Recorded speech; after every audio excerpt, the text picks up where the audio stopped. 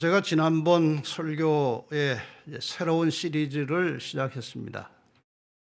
창세기부터 요한계시록까지 기록된 이 지구의 역사와 하나님께서 인류를 구원하시는 그 섭리와 그 과정을, 원리를 이제 한 14회 내지 15회에 걸쳐서 성경 전체를 이제 한번 공부하려고 시작을 한 것입니다. 이미 지난 시간에 잠깐 소개를 드렸습니다만은 이 내용을 7부로 나누었습니다.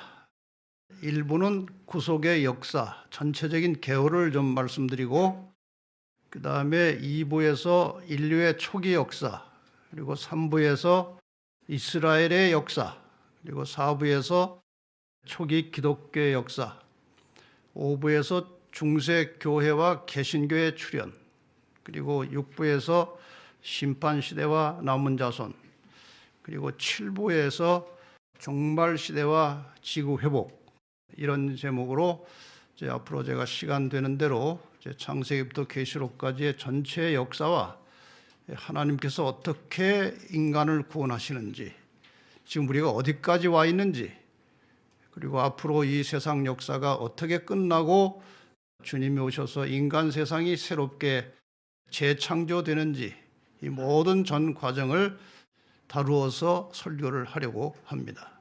아마 이것이 다 완성이 되면 누구든지 이 시리즈를 보면서 창세기부터 계시록까지의 전체적인 역사와 신학과 구원의 원리를 상세하게 공부할 수 있게 될 것입니다.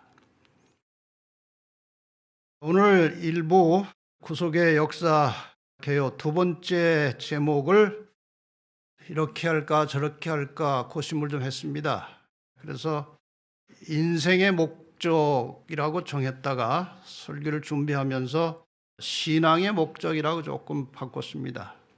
물론 하나님께서 인생, 모든 인간들 전체가 하나님의 형상으로 회복되기를 원하십니다마는 특별히 신앙을 하고 하나님을 믿는 사람들에게 하나님께서 바라시고 원하시는 것이 무엇인가?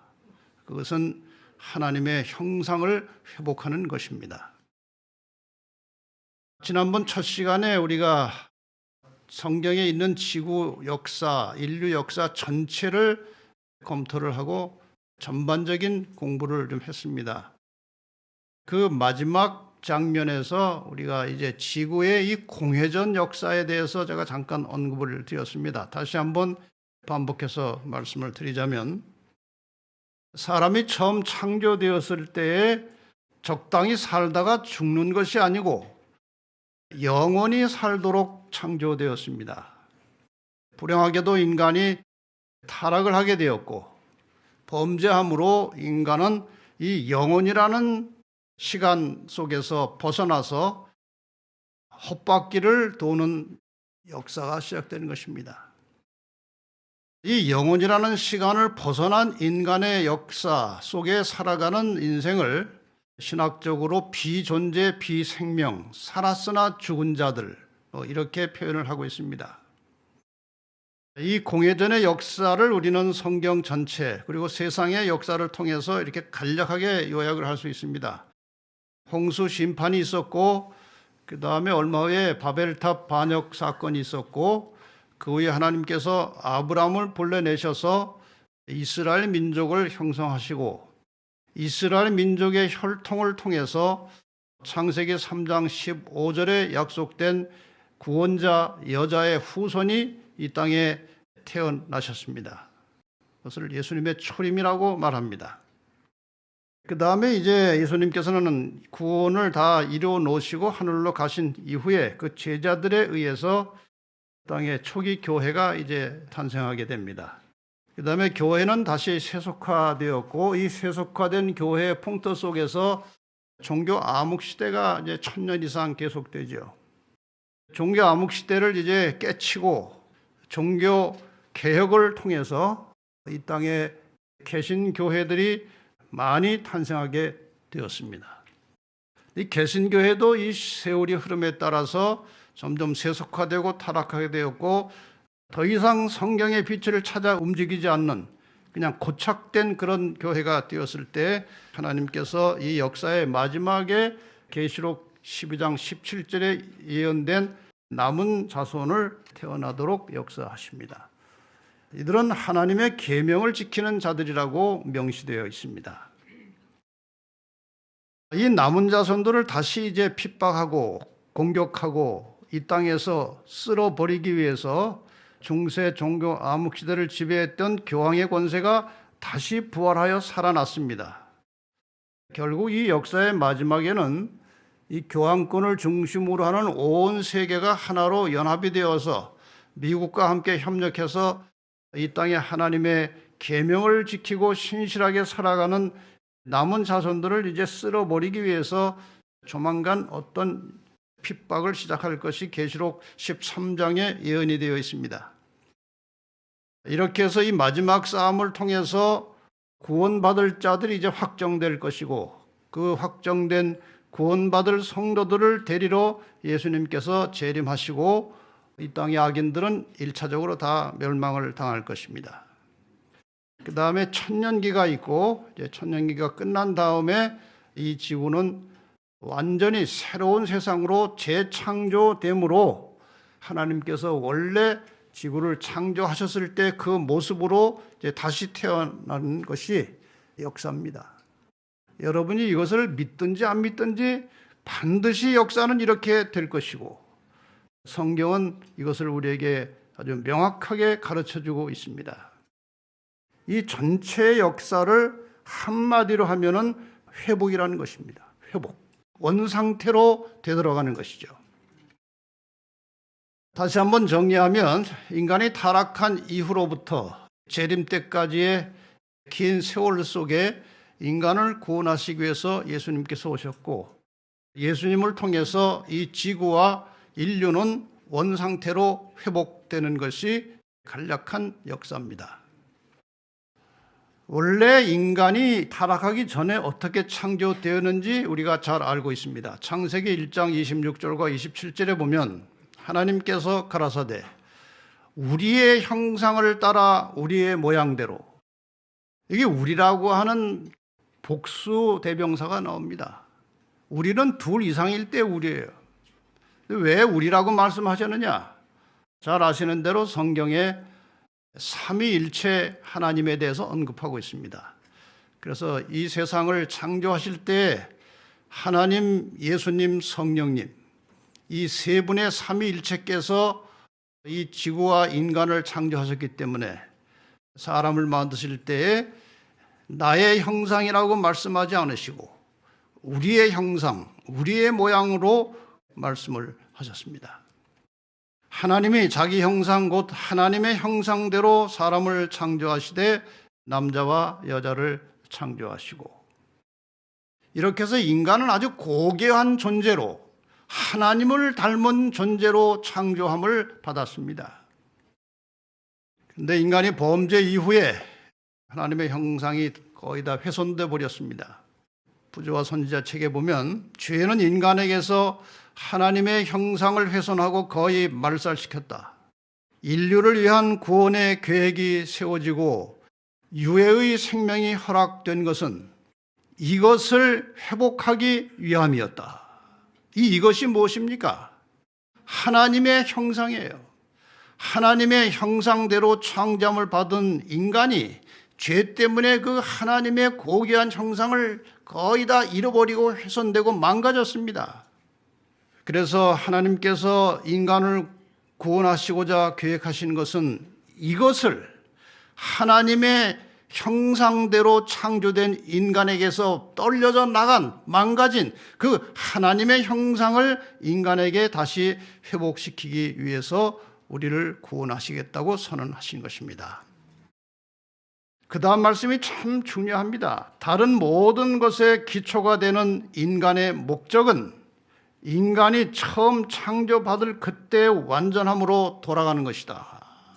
여기에서 오늘 제목이 나오는 것입니다. 인간의 목적, 인생의 목적이 무엇이냐? 하나님께서 원하시는 인간은 무엇이냐? 그것은 원래 창조되었을 때 그 모습으로 돌아가는 것이 하나님께서 우리에게 원하시고 바라시는 것입니다. 모든 인간이 다 그렇게 되기를 바랍니다. 그러나 그렇게 되는 일에 있어서의 출발점은 하나님을 나의 창조주요 구세주로 영접하는 믿음이 있어야 하는 것입니다. 우리가 믿음을 가지고 신앙생활을 시작하는 것입니다. 그래서 그 믿음을 갖고 신앙을 하는 사람들의 궁극적인 신앙의 목적이 무엇이냐? 그것은 하나님의 형상을 회복하는 것입니다. 여기에 복음교육자라는 책에 복음의 본질은 회복 사업이다. 복음의 본질은 회복 사업이라고 말씀하셨습니다. 우리가 좋아하고 늘 즐겨 읽고 있는 시대의 속망에 이 말씀을 상당히 상세하게 설명을 하고 계십니다. 사탄은 사람이 가졌던 하나님의 형상을 파괴시키는 일에 성공한 것을 심히 기뻐하고 있었다.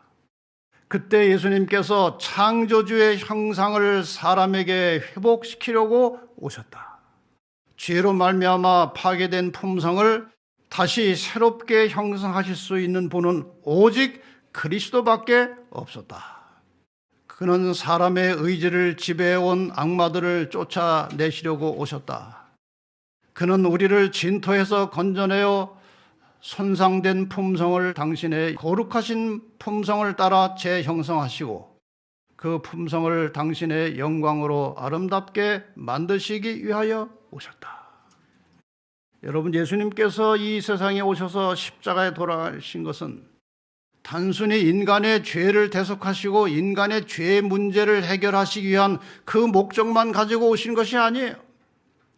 그 죄를 용서받은 하나님의 자녀들, 하나님의 백성들이 원래 인간에게 하나님께서 부여하셨던 그 하나님의 형상이 무엇인지를 보여주시고 가르쳐주시고 인간 속에 그 하나님의 형상을 다시 회복시키기 위하여 예수님께서 이 땅에 오셨다고 말씀하십니다.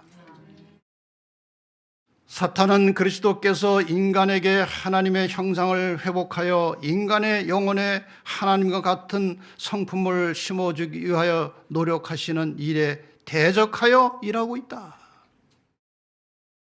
예수님께서 우리 인간을 죄로부터 구원하시고 이 구원받은 인간을 하나님의 형상으로 다시 재형성하시는 그 과정에서 사탄이 이것을 집요하게 방해하고 있다는 것입니다. 하나님의 형상이 무엇이냐 이거예요. 많은 사람들이 하나님의 형상 하면은 이제 하나님의 외적인 모양을 상상하십니다. 그런데 그것보다는 훨씬 더 고상하고 깊은 의미가 이 형상이라는 단어 속에 들어 있어요. 하나님께서 여섯째 날 사람을 창조하신 후에 창세기 1장 31절에 하나님이 그 지으시던 모든 것을 보시니 보시기에 심히 좋았더라. 이것은 보통 때 그 창조를 하루하루 하셨을 때 하나님께서 하신 말씀은 그냥 보시기에 좋았더라 이렇게 말씀하셨고, 이제 마지막에 사람을 창조하신 다음에 온 세계가 완성되었을 때는 심히 좋았더라고 말씀하십니다. 그 하나님께서 사람을 얼마나 사랑하셨을까요? 하나님이 지금 만드셨어요. 그래서 이 하나님의 사랑에 대해서 여러 가지 묘사가 많지만 저는 스바냐 3장 17절에 나온 인간에 대한 하나님의 이 사랑의 말씀을 참 아주 감동적으로 늘 읽습니다. 그가 너로 인하여 기쁨을 이기지 못하여 하시며. 얼마나 이 표현이 감동적입니까? 다시 말하면 그 인간을 바라보시는 하나님의 마음이 기뻐서 어쩔 줄을 모르시는 그런 장면이에요.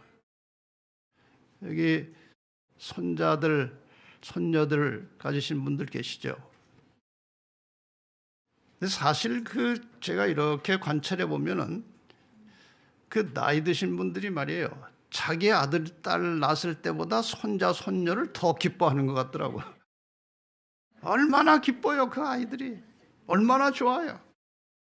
그렇게 기쁜 거예요. 근데 우리는 그냥 이렇게 남이 낳은 아이를 봐도 기쁜데 하나님이 사람을 만드시고 나서 얼마나 기뻐하셨을까.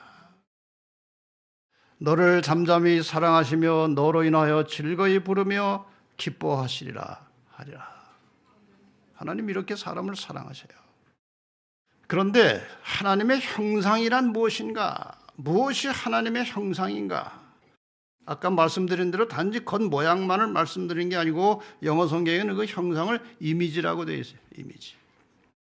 제가 이 교육책을 보다가 하나님께서 사람을 자기의 형상대로 만드셨다는 말씀이 무슨 말인지 어렴풋이 좀 이해를 할 수 있게 됐어요. 하나님께서 사람의 심령에 심으신 인간을 창조할 때 그 마음속에 불어넣으신 사랑과 동정심은 거기서 천국에서 가장 참되게 가장 아름답게 행사될 것이다. 그러니까 하나님께서 사람을 하나님의 형상대로 창조하셨다는 이 말씀 속에는 하나님의 그 본성, 그 하나님의 마음, 그것을 사람에게도 불어넣으셨다는 것인데 하나님은 사랑이십니다. 그리고 사람을 동정하십니다. 이 마음을 하나님께서 사람에게 넣으셨다는 것입니다. 하나님께서는 사람을 창조하실 때 자신의 품성, 사랑과 동정심을 사람에게 넣어주셨다. 그래서 하나님을 닮은 사람을 만드신 것입니다. 하나님께서 자신을 닮은 사람을 볼 때 참 기뻐하셨다는 말씀이에요. 그런데 인간이 불행하게도 범죄한 이후에 이상한 변화가 생겨났습니다. 제가 하나씩 설명을 드리겠습니다. 어떤 변화가 일어나는지. 첫째, 인간이 범죄한 이후에 하나님과의 관계가 깨어지고 단절돼서 생명의 근원이신 하나님과 분리되어 죽음에 이르게 되었습니다. 그리고 그 죄 때문에 죄를 너무나 싫어하시고 죄와는 함께 공존할 수 없는 하나님과 이제 불화한 관계에 들어가는 것입니다. 두 번째, 하나님과 분리된 인간은 영성이 훼손되고 죄된 본성의 지배를 받게 되어서 다른 사람과의 관계도 깨지고 서로 불화하게 되는 것입니다. 바로 이러한 인간의 변화 때문에 가인이 동생 아벨을 쳐 죽인 것입니다. 세 번째, 하나님과의 관계가 불화하게 되고 사람과의 관계가 깨어진 인간은 정신적으로 영적으로 병이 들게 되었고 결국 자기 몸의 육체적 질병을 피할 수 없게 된 것입니다. 결국 인간은 사람과의 관계에서 도덕적으로나 하나님과의 관계에서 영적으로나 피폐하게 되었고 그 결과 육체의 질병을 얻게 되고 전인적으로 파멸할 수밖에 없는 절망적인 상태에 이르게 된 것입니다. 이것이 인간이에요. 예수님께서 이렇게 절망에 처해진 인간, 죽을 수밖에 없는 아주 불행 속에 살다가 죽을 수밖에 없는 인간을 살려내서 회복시키기 위하여 이 땅에 오셨습니다. 그래서 예수님께서 이 땅에 오셔서 하신 사업들을 잠깐 돌아보고 예수님과 이 전인 회복 사업이라는 제목으로 잠깐 말씀을 드리겠습니다. 여기 전인 회복이라고 하는 것은 인간 인격체 전체를 말하는 것입니다. 많은 사람들이 이 정신과 영혼과 육체를 자꾸 분리해서 하는데 그런 건 성경 개념에 없어요. 인간은 전체가 하나의 개체로 움직이는 것입니다. 자, 예수님께서 과연 어떤 방법으로 전인 회복 사업을 하셨는지 일단 대표적인 성경절을 하나 보겠습니다. 마태복음 4장 23절에 예수께서 온 갈릴리에 두루 다니사 저희 회당에서 가르치시며 천국 복음을 전파하시며 백성 중에 모든 병과 모든 약한 것을 고치시니. 이 마태복음 4장 23절은요 예수님께서 이 땅에 오셔서 하신 사역 전체를 이 하나의 성경절로 설명하고 있는 것입니다. 이 성경절 속에 예수님의 전인 회복 사역이 어떤 분야에서 이루어졌는지를 우리에게 명확하게 보여주고 있습니다. 여기에 동사가 3개가 나옵니다. 하신 일, 가르치시며, 영어로 표현하면은 teaching이라고 되어 있습니다. 가르치셨다. 무엇을 가르치셨느냐? 예수님께서 가르치신 것들 중에 이런 내용이 있습니다. 마태복음 6장 3절. 너는 구제할 때에 오른손에 하는 것을 왼손이 모르게 하라. 오른뺨을 누가 때리면 왼뺨도 대주어라. 이런 가르침을 주셨어요.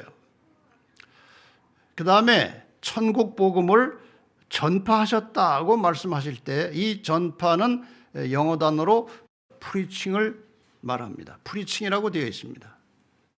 그럼 천국 복음을 전파하시는 것은 어떤 내용이냐? 요한복음 3장 3절에 보면은 사람이 거듭나지 아니하면 하나님 나라를 볼 수 없느니라. 이런 거는 영적인 가르침이에요. 이런 것을 우리가 영어로 프리칭이라고 하는 것입니다. 그 다음에 고치시니라고 되어 있습니다. 이건 영어 단어로 힐링이라고 되어 있어요. 힐링. 또 성경에 보면은 예수님께서 이 힐링을 많이 하셨습니다. 누가복음 5장 13절에 보면 예를 들어서 내가 원하노니 깨끗함을 받으라 하신데 문둥병이 곧 떠나니라. 이건 고치신 것입니다. 여러분, 이 3가지 분야에 각각의 의미가 있다는 사실을 우리는 좀 깨달을 필요가 있습니다. 이 인간을 가르치셨다는 것은 인간의 도덕성을 회복시키시고 사람들 사이에 깨어진 관계를 회복시킨 것을 말합니다. 사람과의 관계를 다시 화합시키고 연합시키는 일을 주님께서 하신 거예요. 그 다음에 전파하시며 라고 한 이 말씀은 인간의 신앙심을 회복시키셔서 하나님과 사람 사이에 깨어진 관계를 다시 연결시켜 주시는 것입니다. 이것이 신앙심을 회복시키신 거예요. 하나님을 다시 우리와 연결시켜 주신 것입니다. 그 다음에 고치셨다는 것은 육체적 회복을 말합니다. 사람과의 관계가 불화하고 하나님과의 관계가 깨어지면 인간은 심히 불안하고 스트레스를 받고 마음이 편하지가 않습니다. 그렇게 되면 병이 나는 것입니다. 그래서 예수님께서 이 육체적 회복을 통해서 우리 몸을 어떻게 관리할 것인지를 소상하게 가르쳐 주셨습니다.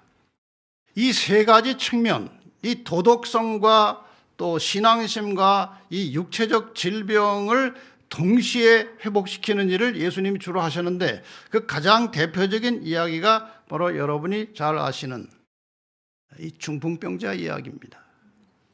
이 중풍병자는 참 특이한 경우입니다. 친구들이 이 중풍병자가 예수의 소문을 듣고 자기의 지금 절망적이고 희망 없는 상태는 뭐 인간에게서 고침을 받을 수 없고 그 예수를 만나면 고침을 받을 수 있다는 희망을 갖게 되었고 그 희망을 가지고 예수님께 가기를 원했지만 도무지 자기 스스로 움직일 수 없는 형편이라 친구들의 도움을 받아서 갔는데 예수님 만나기에는 장벽이 너무나 높았습니다. 특히 인간 장벽이 있었어요. 여러분, 요즘에 많은 사람들이 예수님께 나올 때 인간 장벽에 부딪혀서 못 옵니다. 근데 당신 같은 사람 보니까 예수 믿을 필요가 없을 것 같아. 당신 같은 사람이 교회 다닌다면 나 교회 다닐 마음 없어. 오늘날 많은 사람들이 교회를 이미 다니는 사람들의 생활 모습을 보고 그것이 장벽이 되고 장애가 되어서 교회를 못 나온 사람들이 많이 있어요.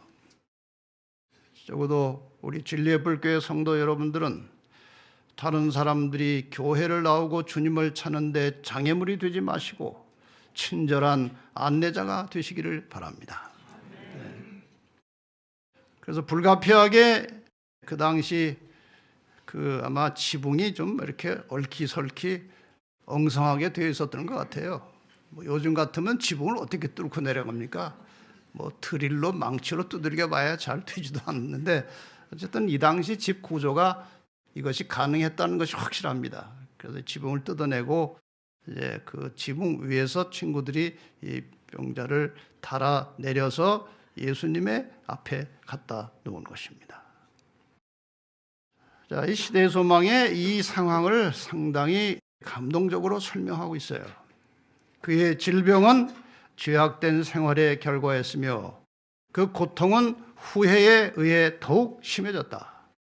그는 정신적인 고민과 육체적 고통을 덜기를 바라면서 이미 오래전에 바리새인들과 의원들에게 애원하였었다. 자기를 고쳐달라고 여러 사람들에게, 지도자들에게 간절히 애청을 했습니다. 그러나 그들은 냉정하게 그의 병은 불치라고 선언하고 하나님의 진노에 맡겨버렸다. 중풍병에 걸린 사람은 속수무책이었다. 이런 상황에서 예수의 소문을 들었습니다. 자기보다 훨씬 저주받은 병, 문둥병도 예수님이 고치셨다는 이야기를 들었어요. 한 가닥의 믿음을 갖게 됩니다. 그런데 예수님께 막상 가려고 마음을 먹고 나니까 또 다른 걱정이 있는 것입니다. 그는 순결하신 의원께서 당신 앞에 나가는 것을 용납하지 않으실까 봐 두려워하였다. 그러나 그가 바란 것은 육체적 회복이라기보다는 죄짐에서 해방되는 것이었다. 이게 상당히 중요한 대목이에요. 그가 지금 병으로 처절하게 고통을 받고 있었지만 그의 마음의 동기는 이 아픈 몸을 치료받는 것이 아니고 나를 이렇게 망가뜨린 죄를 용서받기를 원하는 것입니다. 그가 만일 예수를 보고 용서와 하늘의 평강의 보증을 받을 수 있다면 그는 하나님의 뜻을 따라 살든지 죽든지 만족할 수 있었다. 내 이 죄만 용서받는다면, 내 이 죄짐만 벗어버린다면 죽어도 괜찮다는 그런 믿음과 신앙을 가지고 있었던 것입니다. 예수님께서 그 마음을 다 아셨습니다. 그래서 예수님께서 어떤 경우에는 중풍병자에게 내 자리를 들고 일어나 걸으라 이렇게 말씀하셨는데, 이 중풍병자의 속 마음을 알고 계시는 주님께서는 이 경우에 어떻게 말씀하셨습니까? 마가복음 2장 5절에 저희의 믿음을 보시고 중풍 환자에게 이르시되 소자야 내 죄 사함을 받았느니라. 그 순간에 죄만 용서받는 것이 아니고 모든 영적인, 정신적인, 육체적인 질병이 완전히 다 해결이 되고 회복된 것입니다. 이것이 바로 주님이 원하시는 인간 회복이에요. 전인 회복입니다. 더 이상 다른 사람들이 자기를 함부로 할 수 없게 되었습니다. 병이 없어졌으니까요. 너 그 죄 때문에 그런 병 걸렸어. 아니에요. 이제 병 없어요. 너 죄 때문에 하나님께 저주받은 거야. 병 없어요. 저주받은 게 아닙니다. 하나님께 축복을 받았습니다. 이렇게 해서 모든 것이 다 해결되는, 순식간에 인간이 회복되는 그런 기적 같은 일을 주님께서 베풀어 주셨고, 우리에게도 주님께서 이러한 치유를 하기를 원하십니다. 우리가 원하기만 하면. 우리가 하나님과 연결되고 하나가 되는 선결 조건은 죄 문제를 해결하는 것입니다. 죄 문제를 해결하는 것입니다. 이 환자는 죄 문제가 해결됨과 동시에 몸도 치유되고 하나님과의 관계도 회복되고 사람과의 관계도 회복되었습니다. 하나님과의 연합 조건, 이사야 66장 18절에 보면 내가 내 마음에 죄악을 품으면 주께서 듣지 아니하시리라. 우리가 하나님과 관계를 맺고 신앙을 하는 동안에 끊임없이 해결하고 살아야 될 것은 죄를 해결하고 사는 것입니다. 그리스도인은 죄를 품고 살면 안 되는 것입니다. 우리는 날마다 회개할 필요가 있다. 우리의 기도는 더욱 열렬해야 한다. 그러면 그 기도가 더욱 효력이 있을 것이다. 여러분, 우리가 기도드릴 때 좀 더 열렬한 마음으로 기도하시기를 바랍니다. 우리의 죄를 완전히 없애버리고 완전히 죄로부터 벗어나서 해방되고자 하는 간절한 심령으로 하나님 앞에 날마다 기도하시기를 바랍니다. 하나님은 죄와 공존할 수 없는 분이기 때문에 우리는 항상 그리고 매일 그리스도의 보혈로 죄를 정결케 씻음받는 경험을 해야 하는 것입니다. 날마다 죄를 씻고 용서받는 경험이 없으면 양심이 무뎌지고 마비돼서 나중에 죄에 대한 감각이 둔해져서 죄책감을 느끼지 못하게 되는데 이것은 아주 무서운 죄입니다. 그래서 죄가 누적돼서 쌓이기 전에 조그만 죄가 들어오면은 느끼지 못할 정도로 그렇게 무뎌지기 전에 우리는 날마다 죄를 씻고 깨끗하게 삶으로 아주 조그만 죄된 행실이 죄된 마음이 들어올지라도 민감하게 죄를 깨닫고 죄를 싫어하고 버릴 수 있는 그런 마음가짐으로 살 때 하나님께서 우리와 계속해서 연결되고 연합된 상태로 우리를 인도하실 것입니다. 그래서 우리가 매일매일 죄를 고백하고 정결함을 유지하다가 하나님을 예배하는 안식일에는 죄를 가지고 나오지 말고 감사하는 마음과 기쁨을 가지고 이 안식일에 참여함으로 우리의 삶을 통해서 성화가 이루어지는 것이 하나님의 뜻입니다. 그럼 우리가 이렇게 죄를 해결하고 하나님과 연결되고 연합된 증거가 무엇이냐? 제가 그동안 여러 설교를 통해서 자주 말씀을 드렸습니다. 우리가 믿음으로 하나님과 연결되고 하나님과 연합되어 있다면 증거가 있어야 돼요. 여기 사도 요한은 이 증거를 이렇게 말합니다. 요한일서 4장 20절. 누구든지 하나님을 사랑하노라 하고 그 형제를 미워하면 이는 거짓말하는 자니 보는 바 그 형제를 사랑치 아니하는 자가 보지 못하는 바 하나님을 사랑할 수 없느니라. 여러분, 다시 한번 간절하게 호소드립니다. 우리가 하나님과 연결되어 있다는, 내 죄가 용서받았고 하나님과 연합되어 있다는 증거는 형제를 사랑하는 것입니다. 형제를, 눈에 보이는 형제를 사랑치 못하는 자가 보이지 않는 하나님을 사랑할 수 없다고 말씀하십니다. 요한 1서 3장 14절에도 이렇게 말씀하십니다. 우리가 형제를 사랑함으로 사망에서 옮겨 생명으로 들어간 줄을 알거니와 사랑치 아니하는 자는 사망에 거하느니라. 여러분, 내가 지금 생명에 거하는지 사망에 거하는지 다시 한번 자신을 돌아보시기를 바랍니다. 그리스도인은 언제나 내가 모든 죄를 용서받은 죄인의 입장에서 다른 사람이 나에게 실수하는 허물들을 항상 용서하며 살아가는 정신이 필요한 것입니다. 하나님의 자녀들이 모든 사람들에게 자비와 친절과 사랑을 나타낼 때 그들 역시 하늘 법도의 성격을 증거하고 있는 것이다. 그들은 여호와의 율법은 완전하여 영혼을 소송케 한다는 사실을 증거하고 있는 것이다.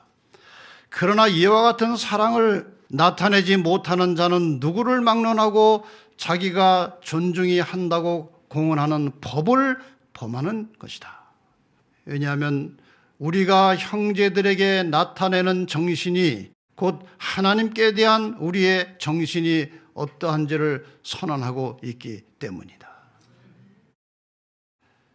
여러분, 형제와 한참 싸우고 나서 화해도 안 하고 하나님 사랑합니다. 그럼 하나님이 뭐라고 그러실까요? 거짓말하지 마라. 형제와 화목하지 않은 상태에서는 하나님을 사랑할 수 없는 것입니다. 여러분, 우리가 이 사랑을 배워야 할 최초의 훈련장은 가정입니다. 가정에서 남편과 아내 간에 서로 성격도 다르고 의견이 맞지 않을지라도, 혹시 잠시 감정이 생길지라도 즉시로 씻어내고 화목한 가운데 사랑하며 사시기를 바랍니다. 집에서 그러한 사랑을 잘 훈련시켜서 교회 와서 실습하는 것입니다. 성도들 간에 사랑을 실습하는 것입니다. 여기서 실습된 결과를 가지고 밖에 나가서 이제 적용을 하는 것입니다. 이것이 하나님이 원하시는 거예요.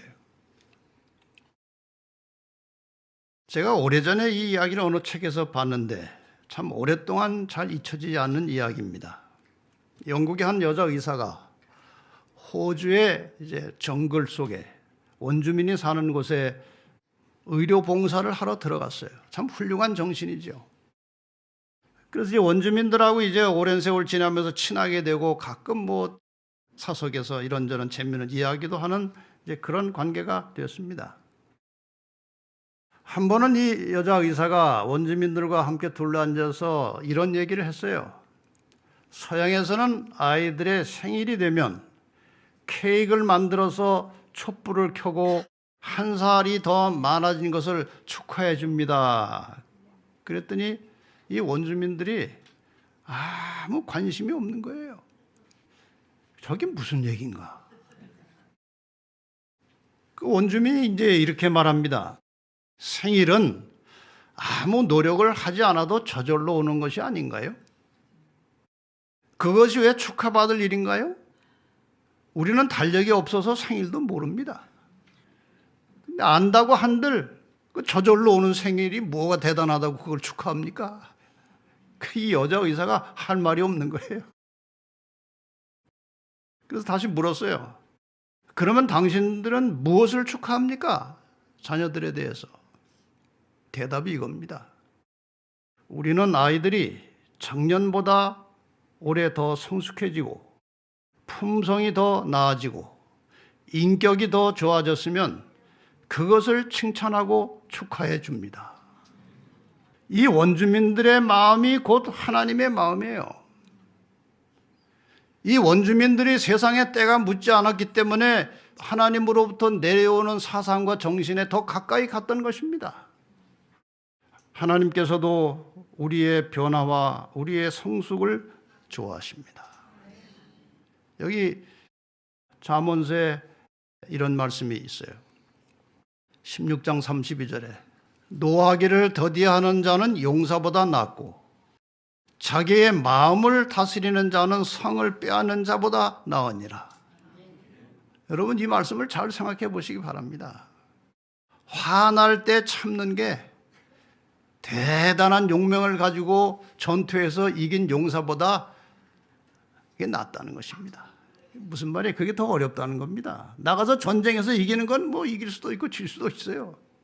그런데 화날 때 참는 것은 쉬운 일이 아닌데 그거를 하면 참 훌륭한 사람이라 그 말 아닙니까? 여러분 화날 때 참으시기를 바랍니다. 화 부리지 말고 참으세요. 자기의 마음을 다스리는 자는 성을 빼앗는 자보다 나으니라. 마음을 다스릴 줄 아는 사람. 무엇이 더 중요한지 늘 생각해 보시기를 바랍니다. 저는 교회 현장에서 여러 사람들과의 교제 속에서 또 제 자신의 경험 속에서 이러한 것들을 느낍니다. 교회 일을 하면서 시기하고 질투를 한다. 어떻습니까? 가능해요? 얼마든지 이런 일이 있어요. 교회 일을 하면서 자기보다 더 잘하는 사람이 있으면 괜히 질투심이 나는 거예요. 교회 일을 하면서. 모순 아닙니까? 봉사활동하면서 자기 마음에 들지 않는다고 뒤에서 험담하는 거. 이게 모순이죠. 봉사활동을 하는데 이 사람이 자기 마음에 안 든다고 뒤에 가서 남한테 수근수근하고 뭐 저 사람 말이야. 그거 아주 안 좋은 일이거든요. 선교활동하면서 다른 사람 원망하는 거. 여러분 다른 사람의 실수나 잘못에 대해서 비난하거나 험담하는 것은 하나님께서 보실 때 그 사람보다 더 나쁜 일을 하는 것입니다. 오히려 실수하는 거, 잘못하는 거 얼마든지 할 수 있어요. 사람이니까. 그러나 그것을 가지고 비난하는 것은 그건 의도적인 것입니다. 그리스도인 생활에서 가장 중요한 것 세 가지가 무엇이냐? 저에게 묻는다면 그리스도인 생활에서 가장 중요한 것 세 가지가 무엇이냐? 저는 이렇게 대답하고 싶습니다.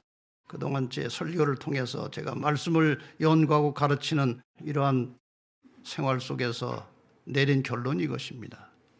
그리스도인 생활에서 가장 중요한 것이 무엇이냐? 첫째, 남을 좋게 생각하는 것입니다. 남에게 대해서 좋게 말하는 것입니다. 그리고 어렵고 힘든 사람들을 격려하고 도움을 주는 것. 저는 이 세 가지가 그리스도인의 삶에서 가장 중요한 것이라고 생각합니다. 이것이 되면 사람과의 관계가 화목될 것이고 하나님과의 화목한 관계가 이루어질 것이고 이러한 삶의 결과로 자신이 행복감을 느끼고 건강해지는 것입니다. 이것이 회복이에요. 이것이 인간 회복입니다. 질문 하나 할까요? 건강하면 행복합니까? 행복하면 건강합니까? 어떻게 생각하세요? 건강하면 행복합니까?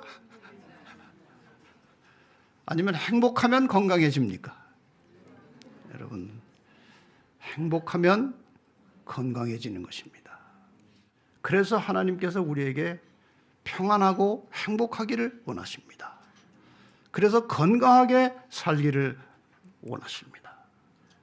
이렇게 할 때 남을 늘 좋게 생각하고 남에 대해서 늘 좋은 말을 하고 어렵고 힘든 사람 격려하고 도와줄 때 내가 쾌감을 느끼고 행복해지도록 하는 것이 하나님께서 인간에게 부여하신 하나님의 형상입니다. 하나님이 사람을 만드실 때 그렇게 만드셨어요. 그렇게 세팅을 하셨습니다. 그래서 우리가 남에게 좋은 일 하고 나면은 쾌감이 있고 기분이 좋은 것입니다. 하나님이 그렇게 만드셨기 때문에 그런 거예요. 그래서 마태복음 7장 12절이 그렇게 중요하다는 것입니다. 같이 한번 읽겠습니다. 시작. 그러므로 무엇이든지 남에게 대접을 받고자 하는 대로 너희도 남을 대접하라. 이것이 율법이요 선지자니라. 하나님의 모든 율법, 하나님의 모든 말씀, 성경 전체를 압축해서 요약하면은 남에게 대접을 받고자 하는 대로 남을 대접하라는 것입니다. 이런 사람이 하나님을 사랑하는 것입니다. 이런 사람들의 생활 속에서 전인 회복이 일어나는 것입니다. 사람과의 관계 회복, 하나님과의 관계 회복, 그리고 육체적 질병이 해결되면서 사람이 건전하게 건강하게 회복된 상태로 살 수 있게 될 것이고 그러한 사람들끼리 모여 사는 곳이 천국이에요. 여기서 연습을 하라는 거예요. 이 땅에서. 끝으로 하나님의 형상에 대해서 조금 더 생각하고 마치겠습니다. 하나님의 형상이 무엇인가? 요한복음 1장 18절에 보면 본래 하나님을 본 사람이 없으되 아버지 품속에 있는 독생하신 하나님이 나타내셨느니라. 우리가 하나님 본 적이 없어요. 하나님의 형상을 알 수가 없는 것입니다. 그런데 예수님께서 하나님이 어떤 분이신지를, 하나님의 형상이 무엇인지를 우리에게 보여주신 것입니다. 고린도후서 4장 4절에 보면은 직접적으로 그리스도는 하나님의 형상이니라고 말씀하십니다. 골로새 1장 15절에도 그는 보이지 아니하시는 하나님의 형상이라고 기록되어 있습니다. 히브리 1장 3절에도 이는 하나님의 영광의 광채시요 그 본체의 형상이시니라. 우리가 하나님을 보진 못했지만 하나님이 어떤 분이신지 하나님의 형상이 무엇인지를 우리는 예수님을 통해서 보게 되는 것입니다. 그것이 사복음서에 다 나와 있는 거예요. 한 분은 빌립이 하나님을 좀 보여달라고 그랬어요. 요한복음 14장 9절에 예수께서 가라사대 빌립아 내가 이렇게 오래 너희와 함께 있을 때 내가 나를 알지 못하느냐 나를 본 자는 아버지를 보았거늘 어찌하여 아버지를 보이라 하느냐. 그분이 하나님이십니다. 그분이 어떤 분이심을 우리는 많이 배웠습니다. 많이 들었습니다. 그분이 하나님의 형상이에요. 하나님이 어떤 생각을 하시고 무엇을 좋아하시고 그리고 어떤 분이신지를 예수님이 실제로 보여주신 것입니다. 그리고 사람들을 하나님의 형상으로 회복시키는 일을 위해서 예수님은 자신의 모든 것을 다 바쳐주셨습니다. 그런데 예수님을 통해서 나타난 하나님의 형상이 문자로 제대로 기록된 것은 많지 않아요. 그냥 보여주셨고 일하셨고 그러셨는데 실제로 하나님의 형상이 무엇인지를 단어로 보여주시는 것이 한 곳 있어요. 그것이 마태복음 11장 28절부터 30절입니다. 수고하고 무거운 짐진 자들아 다 내게로 오라 내가 너희를 쉬게 하리라. 나는 마음이 온유하고 겸손하니 나의 멍에를 메고 내게 배우라. 그러면 너희 마음이 쉼을 얻으리니 이는 내 멍에는 쉽고 내 짐은 가벼움이라 하시니라. 예수님께서 하나님의 형상이신 예수님께서 그 하나님의 형상이 무엇인지를 문자적으로 보여주신 귀절, 이 속에 등장한 단어는 온유함과 겸손함이에요. 이 온유함과 겸손함을 배우면 너희 마음이 편안해지겠다는 말씀이죠. 다시 말하면 너희 마음이 늘 불안하고 초조하고 근심이 많다는 것은 너희가 온유하지 못하고 겸손하지 않기 때문에 그런 것이다. 그런 말이에요. 저도 인간적으로 결함이 많고 늘 부족을 느끼고 삽니다. 인간은 어쩔 수 없는 죄인이에요. 제가 나이 조금 들면서 내린 결론은 인간은 속절없는 죄인이라는 것입니다. 죄인처럼 보이는 죄인이 있고 경건하게 보이는 죄인이 있고 크게 타락해 본 경험이 없는 죄인이 있고 많이 타락해 본 경험이 있는 죄인이 있을 뿐이지 우리는 다 죄인이라는 거예요. 우리가 예수 그리스도와 분리되는 순간에 우리는 속절없는 죄인이에요. 여러분 늘 예수님을 닮기 위해서 기도하시기를 바랍니다. 저는 자다가 이제 잠이 깨가지고 잠이 안 올 때가 있죠. 주로 잘 자긴 자는데 또 잠이 잘 안 올 때가 있어요. 생각이 복잡해지면 잠이 안 옵니다. 그때 제가 단순한 생각을 하고 빨리 잠들게 하는 방법이 하나 있는데 짤막한 기도를 계속 되풀이하는 것입니다. 여러분 한번 해보세요. 그때 제 기도는 잠들게 하는 기도는 아주 간단한 기도는 이것입니다. 제가 제 부족을 알기 때문에 드리는 기도예요. 주님, 제 마음을 순결하게 해주시고 온유하고 겸손하게 해주시고 성령이 충만하게 해주세요. 이 기도를 계속하면요 잠이 와요. 왜? 생각이 복잡하지 않고 심플하게 같은 생각을 계속하면 잠이 와요. 여러분 잠이 안 온다는 것은 생각이 복잡한 거예요. 꼬리에 꼬리를 물고 이 생각했다가 저 생각했다가 다니다 보면 또 걱정거리가 들어오고 그냥 눈이 말똥말똥해지고 그래요. 그렇게 하지 마시고 이 기도 하나님 제가 순결하고 온유하고 겸손하고 성령이 충만한 종이 되게 해주세요. 이 기도를 계속하면요 잠이 와요.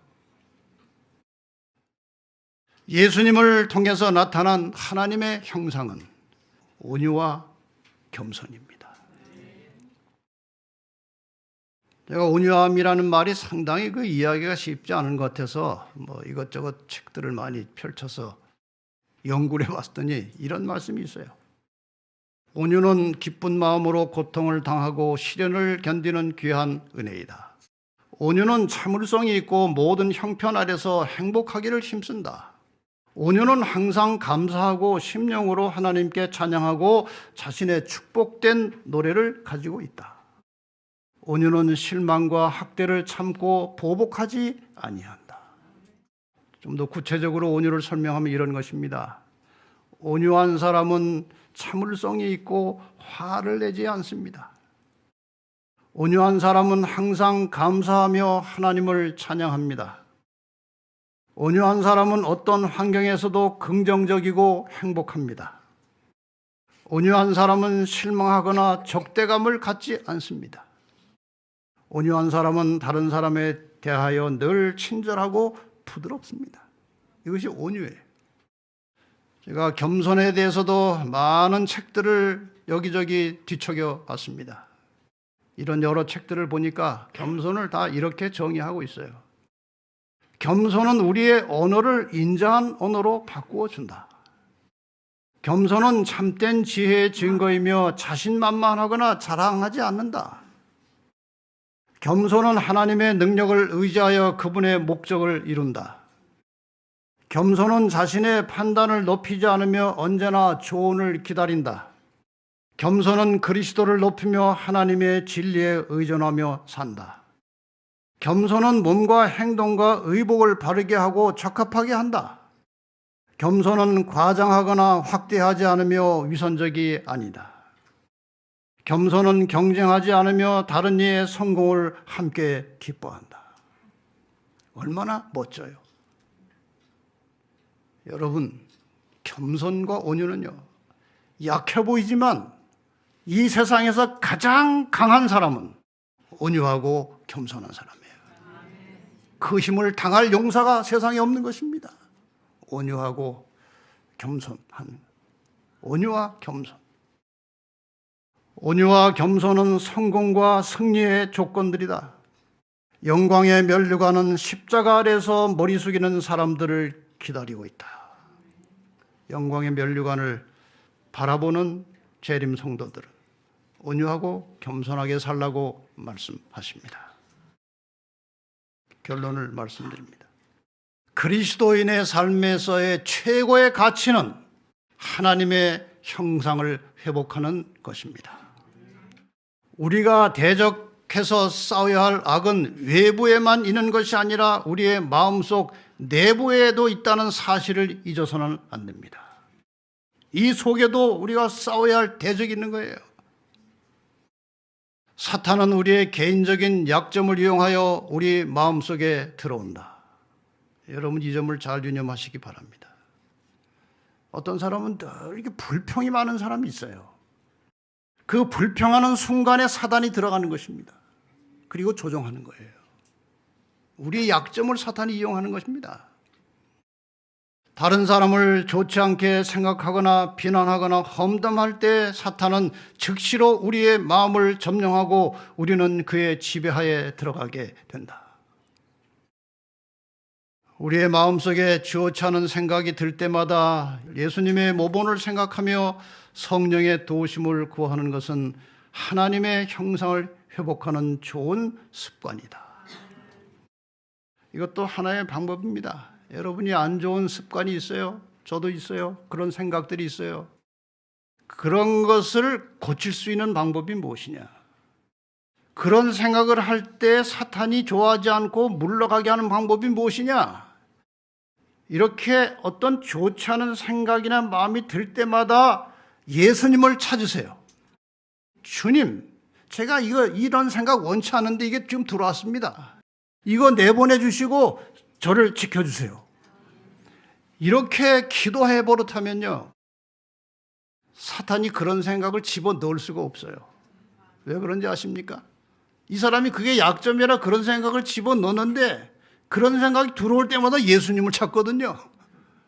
그럼 사탄이 그거 못해요. 얼마나 좋은 습관이에요. 우리의 생각에 좋지 않은 것 들어올 때마다 주님을 찾고 성령의 인도하심으로 치유함을 받으시기를 바랍니다. 인간의 모든 것을 포기하고 우리의 의지를 온전히 주님께 맡길 때에 하나님께서 성령을 통해서 우리를 지배하시고 하나님의 형상으로 변화시켜 주시는 것입니다. 그래서 하나님의 형상대로 형성된 품성은 우리가 이 세상에서 내세로 가져갈 수 있는 유일한 보물이다. 그러므로 현세에서 우리의 품성을 개발하고 도야하는 일이 얼마나 중요한가. 여러분, 주님 오실 때 가져갈 것 아무것도 없습니다. 여러분이 명품 아무리 있어도, 땅, 집 아무리 많이 있어도 그거 하늘에 못 가져갑니다. 하늘에 가져갈 수 있는 유일한 보물은 하나님의 형상대로 변화된 품성입니다. 거기에 투자하시기를 바랍니다. 그게 지혜로운 사람이에요. 그게 믿음이에요. 이사야 55장 2절에 이렇게 말씀하십니다. 너희가 어찌하여 양식 아닌 것을 위하여 은을 달아주며 배부르게 못할 것을 위하여 수고하느냐. 왜 이렇게 헛수고하느냐. 너희가 교회 다니면서 시간 쓰고 돈 쓰고 애쓰고 신경 쓰고, 교회 와서 교인들하고 관계 안 좀 신경 쓰여요. 그렇게 투자를 하는데 그게 양식 아닌 것을 위해서 은을 달아주는 것일 수도 있다. 헛수고일 수도 있다는 거예요. 여러분, 신앙하면서 헛수고하지 마시고, 내가 투자하는 것 헛되게 하지 마시고, 나를 청정하라는 하나님의 말씀을 명심하셔서 그 하나님의 우리에게 주시는 말씀의 핵심은 하나님의 형상을 회복하는 것입니다. 주님의 품성을 닮으라는 것입니다. 그리하면 너희가 좋은 것을 먹을 것이고 너희 마음이 기름진 것으로 즐거움을 얻게 될 것이라. 여러분과 저의 모든 삶 속에서 이루어지는 신앙생활이 하나님의 형상을 회복하며 우리의 품성이 주님을 닮아가는 그런 과정 속에서 감사와 기쁨이 충만한 그리스도인의 삶이 되시기를 바랍니다. 이 교회가 그런 성도들로 가득 찬 교회가 되어서 교회에 오면 모두가 다 행복하고 서로가 서로를 섬기고 함께 기뻐하고 함께 즐거워하고, 그래서 주님 오실 때 진리의 뿔교회 출신 성도들 한 사람도 나고자 없이 다 하나님 나라에 들어가시게 되기를 간절히 바라면서 말씀을 마치겠습니다.